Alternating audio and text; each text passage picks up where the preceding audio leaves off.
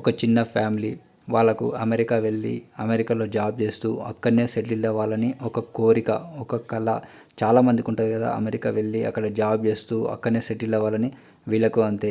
America వెళ్ళి అక్కడ job చేస్తూ అక్కడనే సెటిల్ అవ్వాలని ఒక కోరిక. దానికోసమని ప్రయత్నం చేసిర్రు. ఒక మంచు కురిసిన రాత్రి మంచులో కూరుకుపోయి చనిపోయారు నలుగురు కూడా. ఈ సంఘటన జరిగి నేటికి నియర్లీ 3 years అవుతుంది. ఇది జరిగింది 2022 జనవరి 19న. కాకపోతే ఈ కేసు విచారణకి ఇప్పుడు వచ్చింది కాబట్టి మనం ఈ కేసు గురించి ఇప్పుడు తెలుసుకుంటున్నాం.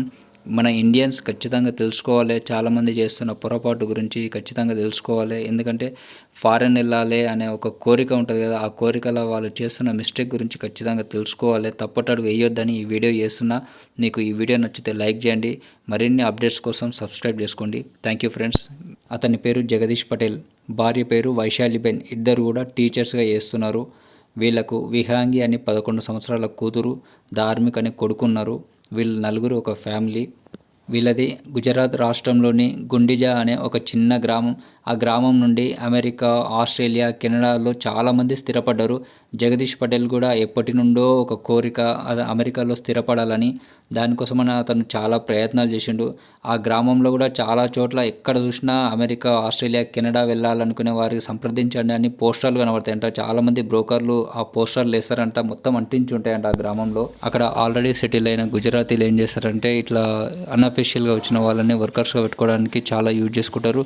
అండ్ సేమ్ క్యాస్ట్ వాళ్ళని తీసుకొచ్చినాము అనే ఒక ప్రౌడ్ ఫీలింగ్ కూడా ఉంటుంది. కాబట్టి వాళ్ళు ఎక్కువ సెల్ఫిష్గా ఆలోచన చేసి వీళ్ళని ఇక్కడ రప్పించుకోవడానికి ట్రై చేస్తుంటారు. జగదీష్ పటేల్, అతని భార్య వైశాలిబెన్ ఇద్దరు కూడా టీచర్ ఉద్యోగం చేస్తారు. వాళ్ళకు 2 అంతస్తుల బిల్డింగ్ ఉంది. ఖర్చులకు దానికి దేనికి వెనకాడకుండా బాగానే సంపాదించుకుంటారు. మరీ అంత రిచ్గా కాకుండా బాగానే ఒక లెవెల్ స్టేటస్లో బతుకుతున్నారు. ఎవరి మీద ఆధారపడకుండా ఇంకోటి కొంచెం గౌరవప్రదంగా బతుకుతున్నారు వాళ్ళు. కానీ జగదీష్ పటేల్కి అమెరికా వెళ్ళాలి, అక్కడ స్థిరపడాలని ఒక కోరిక ఉంది కదా, దానికోసం అంటని చెప్పి కొంతమంది ఏజెంట్స్ని టచ్ చేసిండు. దాంట్లో ఒక ఏజెంట్ తగిలిండు వీళ్ళకు. ఒక్కొక్కరికి 90,000 లెక్కన అమెరికన్ డాలర్లో తీసుకున్నాడు. తీసుకొని అమెరికా వెళ్ళాలంటే మన ఇండియా నుండి డైరెక్ట్ పాస్పోర్ట్ లేకపోతే డైరెక్ట్ వెళ్ళలేము. అదే కెనడా అయితే కొంచెం ఈజీగా వెళ్ళగలము. అందుకని చెప్పి వీళ్ళని అందరినీ కూడా ఫస్ట్ కెనడా పంపించిండు. కెనడా పంపించినాక కెనడా నుండి ఆ బార్డర్ వరకు వెళ్ళడానికి ఒక ఏజెంట్ ఉంటాడు. తర్వాత ఆ బార్డర్ నుండి అమెరికా బార్డర్ నుంచి మళ్ళీ తీసుకెళ్ళడానికి ఒక ఏజెంట్ ఉంటాడు. అట్లా వీళ్ళు కాంటాక్ట్ అయ్యారు, పోదామని మొత్తం రెడీ అయిపోయింది. కెనడాకు సంబంధించిన agent Harsha Kumar Patel alias dirty Harry, 29 సంవత్సరాలు. అతను వీళ్ళ దగ్గరకు వచ్చి వీళ్ళ గ్యాంగ్ 11 మందిని తీసుకొని అమెరికా బార్డర్ దగ్గరికి వెళ్ళిండు. అంటే ఆ బార్డర్లో వదిలిపెట్టి అతను వెళ్ళిపోయిండు. అమెరికాకు సంబంధించిన వెహికల్ అమెరికా బార్డర్ దగ్గరికి వస్తుంది. వచ్చినప్పుడు వీళ్ళందరూ కూడా ఆ వెహికల్లో కలిసి అమెరికాలోకి వెళ్ళిపోవాలి. ఇది ప్లాను.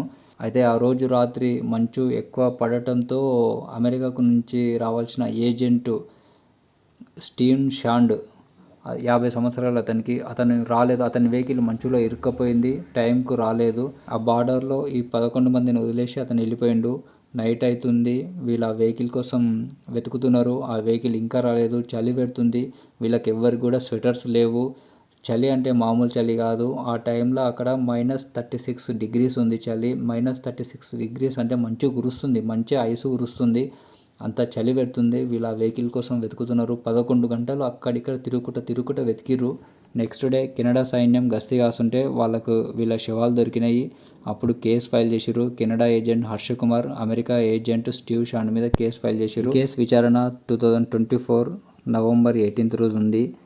2024లో సెప్టెంబర్ 30 వరకు 14,000 ఇండియన్స్ కెనడా నుండి అమెరికా వెళ్ళాలనుకునేవారు కెనడా సైనికులకు దొరికిరు. వాళ్ళందరినీ అరెస్ట్ చేసిర్రు. ఓన్లీ 2024 సెప్టెంబర్ 30 వరకే 14,000 ఇండియన్స్ దొరికిరంటే ఎంతమంది ప్రయత్నం చేస్తారో అర్థం చేసుకోవచ్చు ఆ ఏరియాలో, ఆ రూట్లో. కాబట్టి నకిలీ ఏజెంట్లను పట్టుకోకండి, నిజాయితీగా ట్రై చేసి వెళ్ళిరండి. అని ఇట్లా నకిలీ ఏజెంట్లను పట్టుకొని అనవసరంగా ప్రాణాల మీదకి తెచ్చుకోవద్దు. మీకు ఈ వీడియో నచ్చితే లైక్ చేయండి. మరిన్ని వీడియోస్ కోసం సబ్స్క్రైబ్ చేసుకోండి. Thank you friends.